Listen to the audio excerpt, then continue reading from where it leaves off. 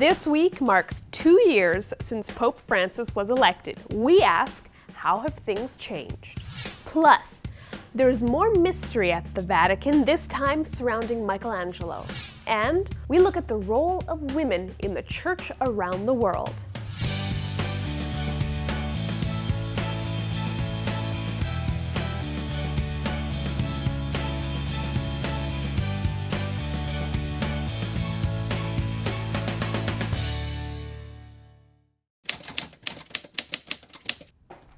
Hello and welcome to this edition of Vatican Connections.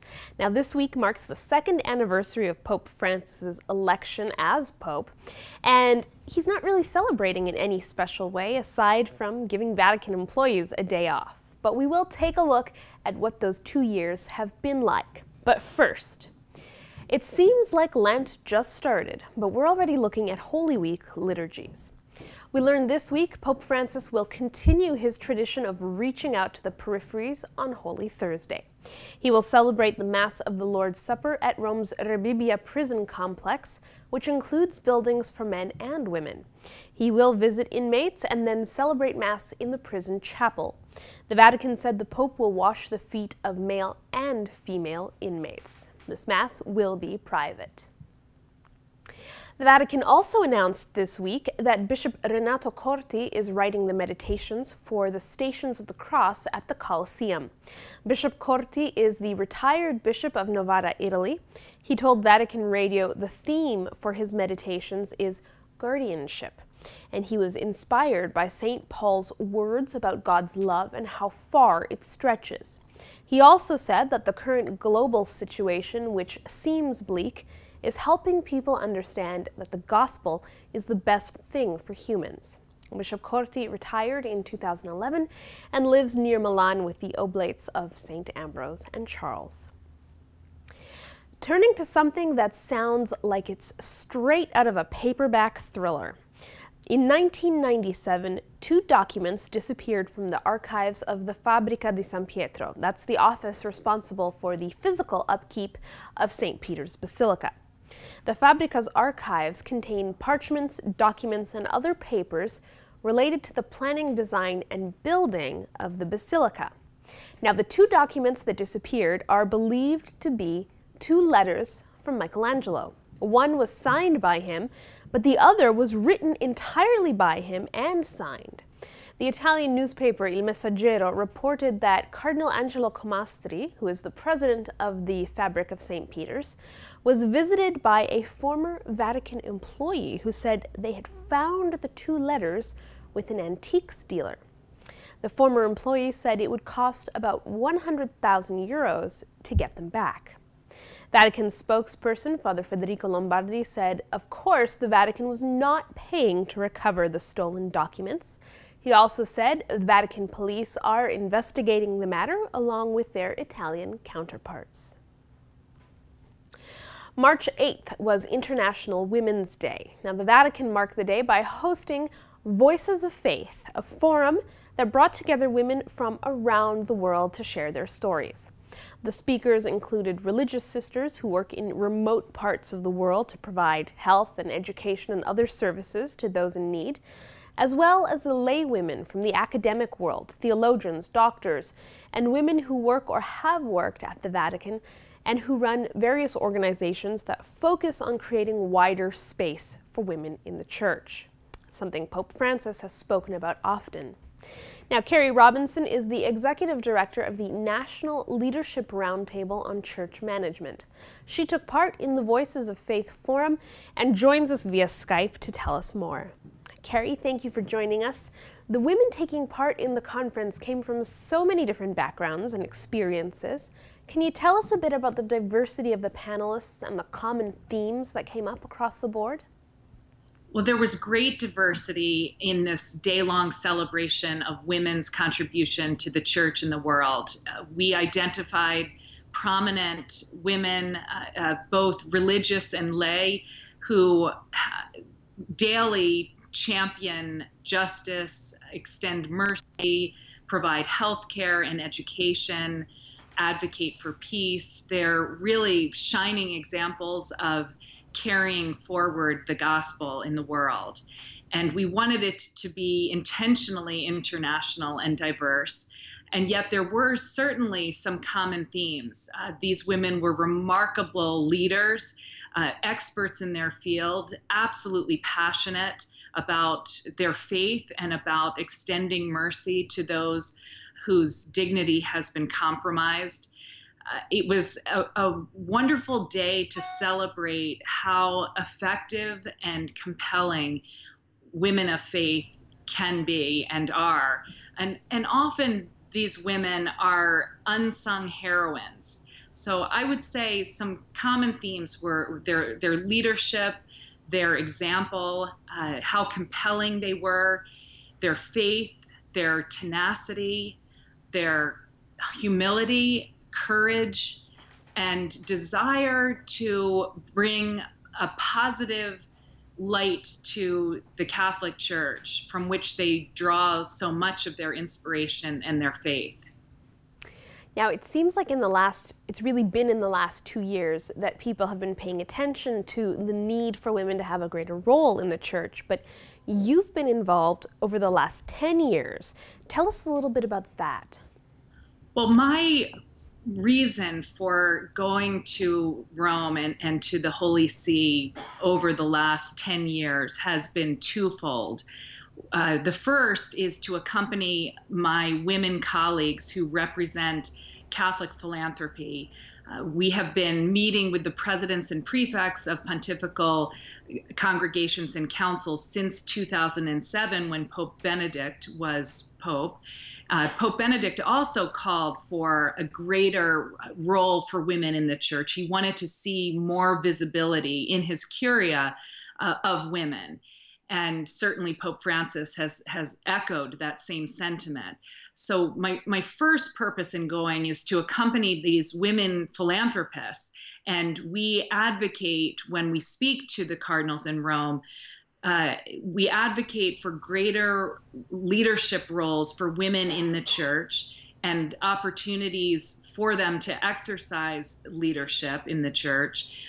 We are not advocating anything that is contrary to magisterial teaching, but we do have many concrete suggestions for how immediately we could respond to both Pope Benedict's and Pope Francis's call for a greater participation and presence and influence of women. Also important that they be included at the table of decision making. And we advocate this not so much because we believe this is what women deserve, but it's because we believe this is what the Church deserves and can benefit by and flourish by. So this is really a process, not something that's going to happen overnight. Yes, none of this is for the faint of heart. You have to be very tenacious and very full of love for the Church and appreciative of its potential. Wonderful. Thank you so much, Carrie. Great to meet you, and thank you so much for the call. Finally, Archbishop Oscar Romero will be beatified May 23rd in San Salvador. The announcement was made by Archbishop Vincenzo Paglia, who is the postulator for Romero's cause. Archbishop Paglia was visiting El Salvador and made the announcement upon his arrival. Cardinal Angelo Amato is expected to preside at the beatification Mass. This week marks the second anniversary of the day that the College of Cardinals surprised the world by electing a Jesuit pope from the ends of the earth. Now, most Vatican watchers had scratched Cardinal Jorge Bergoglio off of their list of papal cardinals. But our next guest was one of the few Vatican watchers who felt quite certain the time had come for an Argentine pope. Gerard O'Connell is associate editor and Vatican correspondent for America magazine. He has also written for several other Catholic publications, including Vatican Insider. Now, it's good to have you with us, Gerald. Let's talk a little bit about the 2013 conclave. You were one of the very few Vaticanists who had not removed Cardinal Bergoglio from the list of possible popes. In fact, you were rather certain he would appear on the loggia. Why was that? I was very certain only on the night they went into the conclave. But I had been speaking with cardinals from the different continents for many days, really since Benedict XVI resigned. And I came to detect that, especially after Cardinal Bergoglio spoke in the pre-conclave meeting and gave that very powerful 3.5-minute talk, that people began to sit up and the wind began to blow his way. And I also detected a second thing, that none of the other frontrunners was really inspiring the cardinals. They didn't really feel that any of the other frontrunners really had what it takes to lead the Catholic Church at this moment of history. And that enabled me to understand that he would come out, with all probability, he'd come out as Pope. Right. Now, it's been said that Pope Francis is continuing the work of Pope Benedict and of St. John Paul II, but he's also referred to as a reformer and a revolutionary. How do we reconcile these two things? Well, I think really in terms of the Synod, he's changed the Synod in a way none of his predecessors has done. He has opened up the Synod and enabled the bishops at the Synod to speak freely. I remember past synods, I've covered synods for more than 30 years, and I remember the bishops being given instructions not to raise this question, not to say this, not to touch this topic.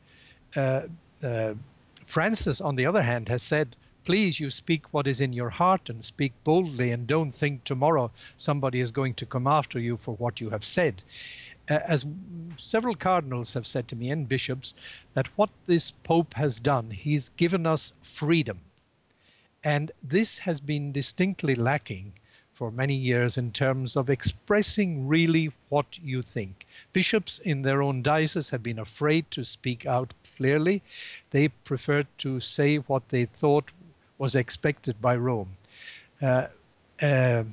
Bergoglio, as Archbishop of Buenos Aires, had assisted a number of synods, and he understood exactly how these synods worked, and he found it unsatisfactory. And so he's opened up a new way of doing synod.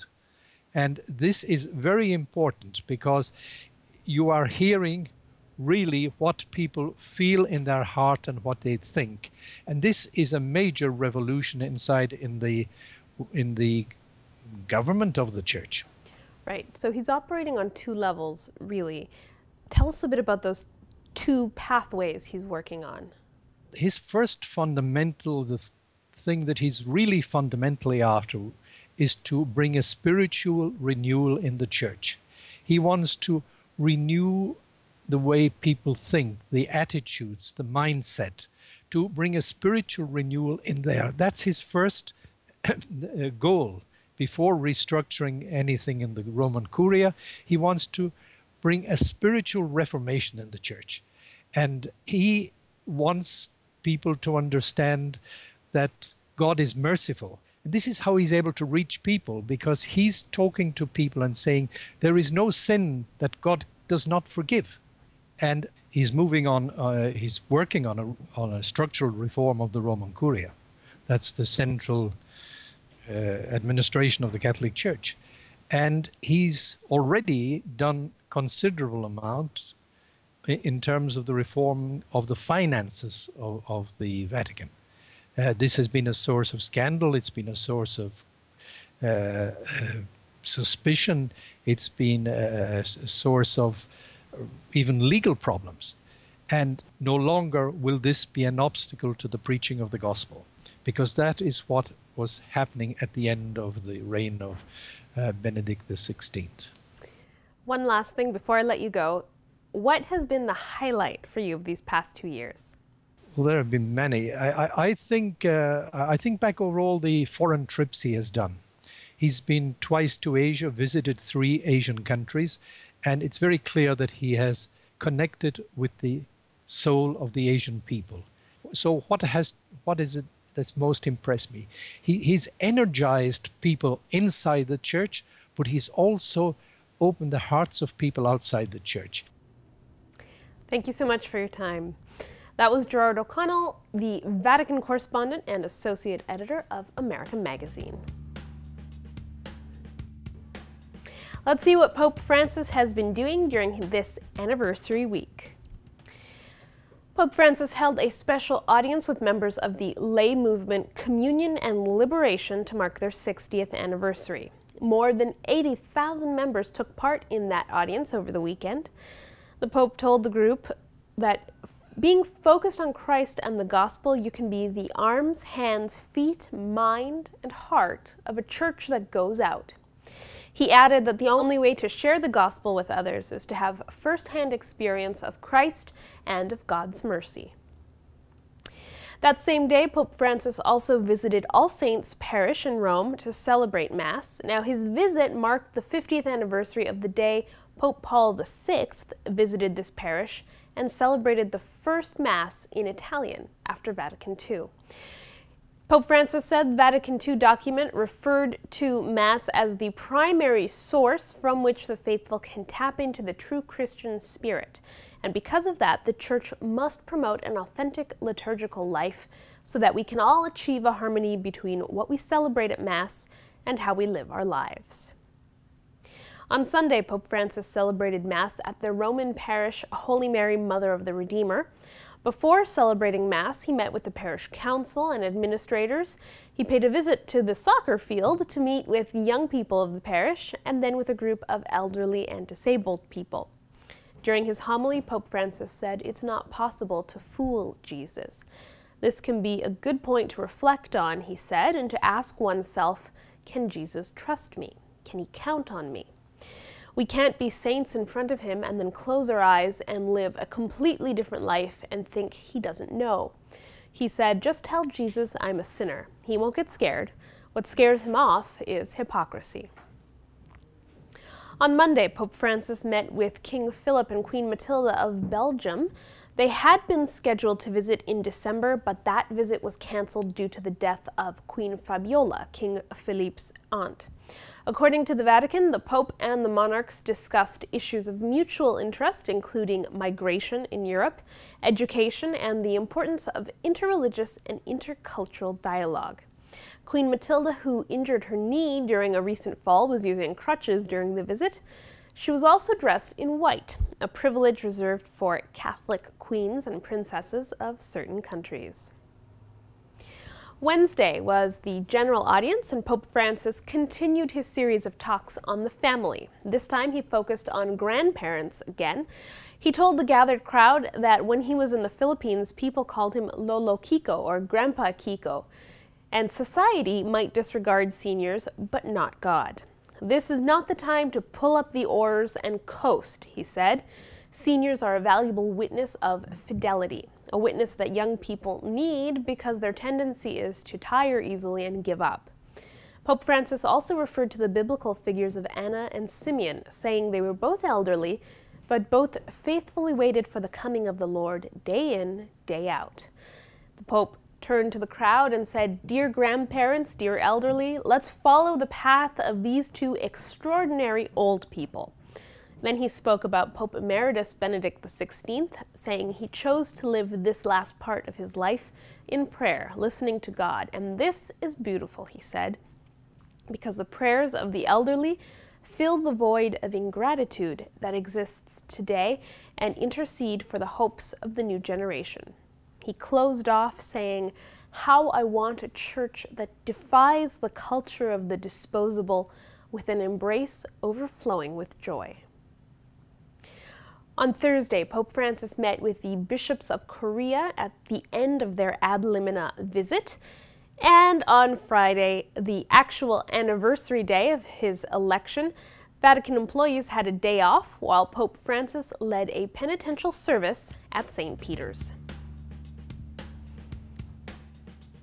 There were a few appointments this week. Let's take a look. Pope Francis confirmed the president of the Committee for International Eucharistic Congresses and nominated new committee members. Archbishop Piero Marini will once again serve as president of the committee. The other members will be Cardinal Stanislaw Rilko, Cardinal Robert Serra, and Cardinal Beniamino Stella, along with Father Juan Javier Arcas. Also, Lexington, Kentucky has a new bishop. Father John Stowe has been named to lead that diocese. Father Stowe is a conventual Franciscan and currently serves as provincial vicar of his province. Bishop Thomas Daly, the auxiliary of San Jose, will be moving to Spokane, Washington to lead that diocese. Bishop Daly has been auxiliary in San Jose since 2011. The previous bishop of Spokane was Blaise Supich, and he is now Archbishop of Chicago. Now, you may have heard recently about a homeless man in Rome who was buried in a small graveyard in Vatican City at the request of some of the Vatican officials who knew him. CNS gives us a rare look at the plot of land known as the Teutonic Cemetery, its history, and why this homeless man was laid to rest here.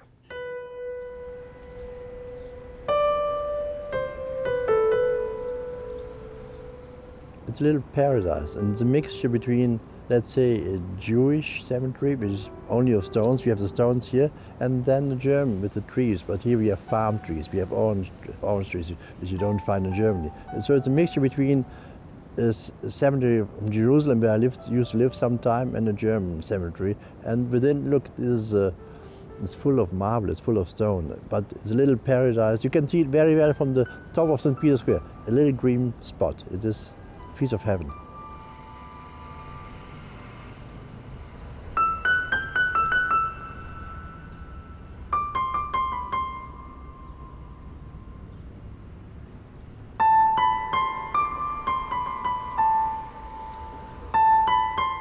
This was the center of the circus of Nero, Emperor Nero, and most probably Peter was killed right here. But there's no doubt about that the first Christians have been killed right here.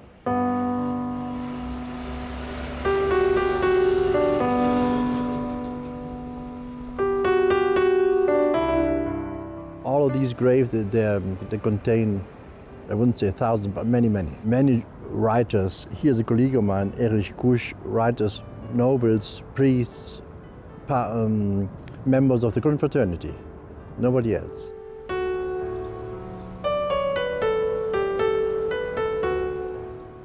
I had a friend called Willy. He was a neighbor, but he lived in the street, underneath our windows. He was poor and immensely rich. He never asked for anything. He had a vocation. He wanted to convert people like him. But he came there voluntarily. I mean, most of the people around him, they had no other chance. He had many chances to get off the street, but he wanted to be with them. When I found out that he died, I just could not imagine that he disappeared as if he would never been existed here in Rome. He was part of Rome, so I wanted to have him here in Rome. And it was divine providence that 4 days before he died, I became a member of the Archfraternity. And then I asked the rector of the Archfraternity, look, I have a pilgrim here, he was Flemish, wouldn't he be the right person to be buried here?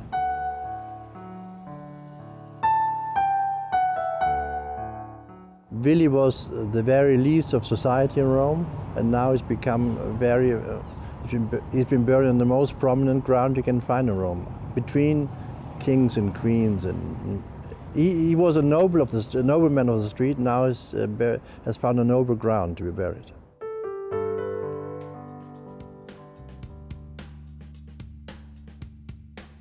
That's it for this edition of Vatican Connections. Join us again next time for more of what's going on inside Vatican walls.